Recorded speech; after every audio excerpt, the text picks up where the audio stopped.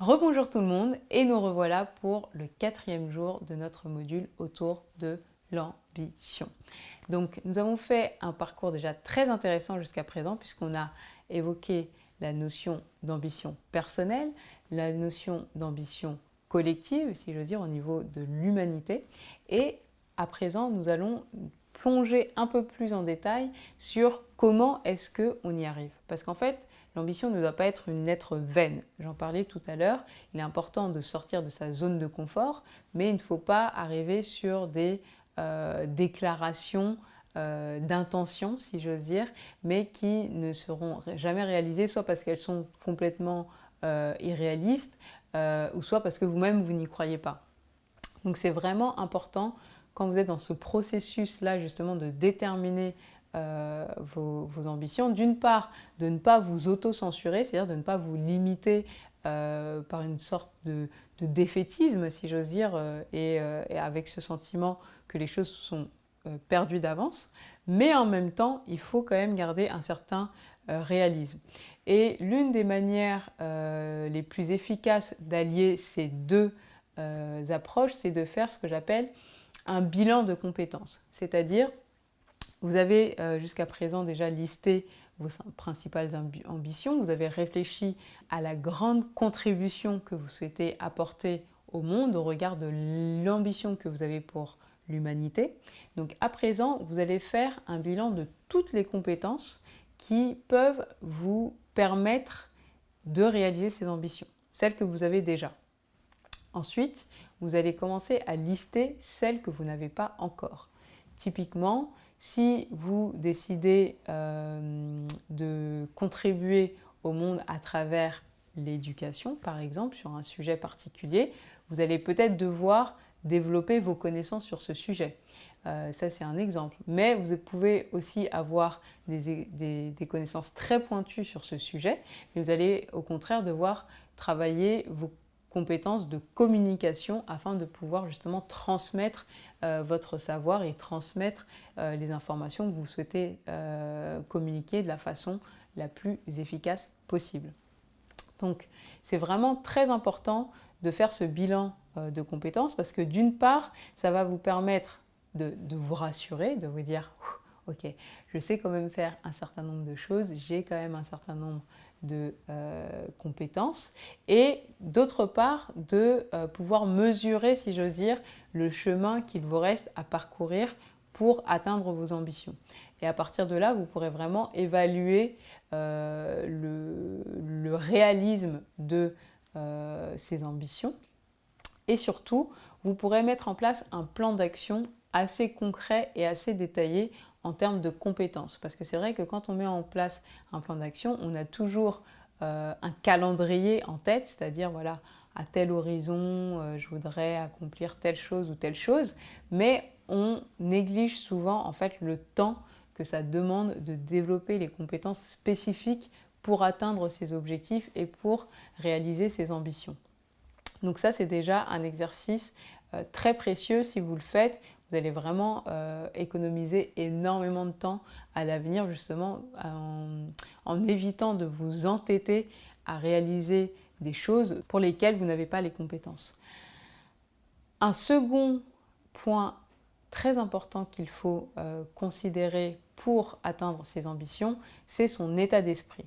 Alors ça, c'est quelque chose qu'on sous-estime souvent, mais en fait, l'état d'esprit dans lequel on se trouve détermine très souvent en fait, les résultats qu'on sera amené à produire, notamment dans des situations de stress. Si vous êtes dans un état d'esprit positif, vous aurez souvent tendance à trouver des solutions malgré des défis qui se présentent, alors que si vous êtes dans un état d'esprit défaitiste ou négatif, par définition, vous allez abandonner beaucoup plus rapidement et par conséquent échouer dans l'atteinte de vos objectifs et de vos ambitions.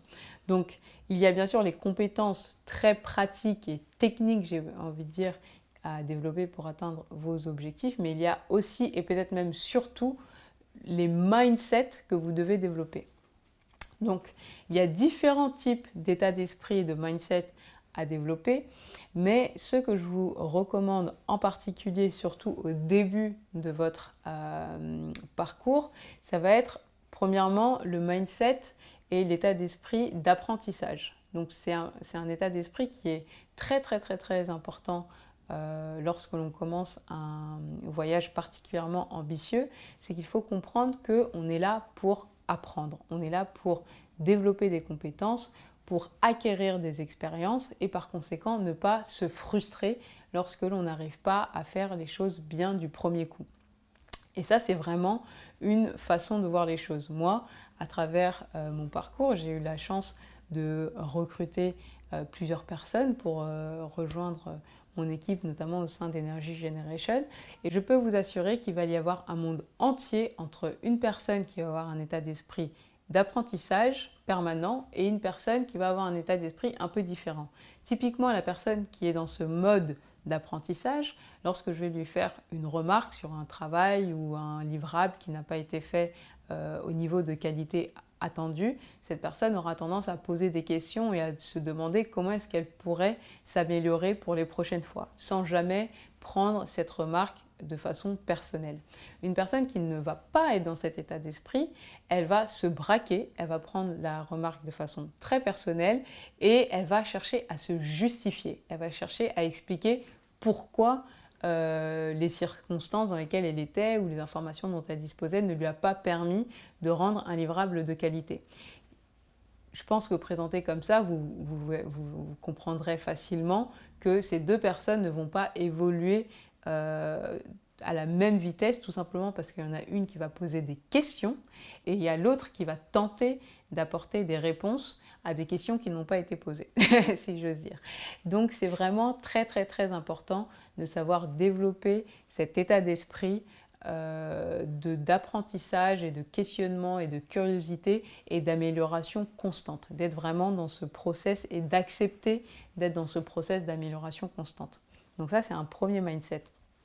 Le deuxième état d'esprit ou mindset à développer, ça va être le mindset d'acteur. D'accord? Donc ce mindset d'acteur, il va s'opposer au mindset de victime dont on parlait plus tôt à travers l'histoire de victimisation. Donc l'acteur, lui, il se positionne, lui ou elle d'ailleurs, qu'on soit bien d'accord, se positionne différemment. C'est-à-dire qu'il va confronter les problèmes comme des défis et non pas comme des fatalités.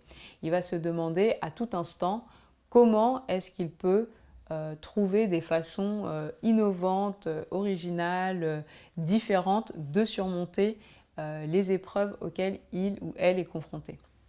Et ça, c'est vraiment un changement de perspective qui fera une très très très grande différence dans votre vie. Et moi, typiquement, d'un point de vue professionnel, j'ai souvent été amenée à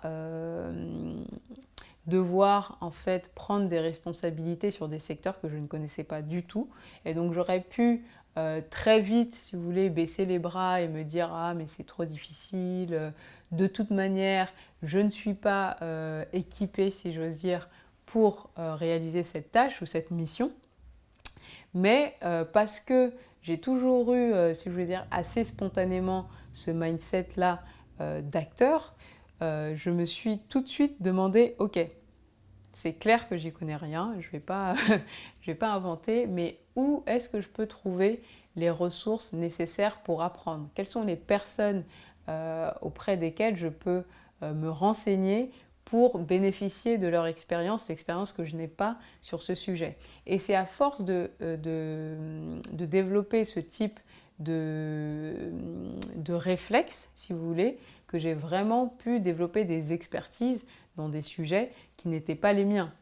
Lorsque je suis arrivée au Mali, par exemple, à 23 ans, pour développer des projets en partenariat public-privé dans le secteur de l'énergie, vous vous doutez bien qu'il y avait tout un pan de cette activité que je ne maîtrisais pas du tout. Il y avait des aspects légaux, des aspects fiscaux, des aspects fonciers relatifs donc au terrain que je ne maîtrisais absolument pas.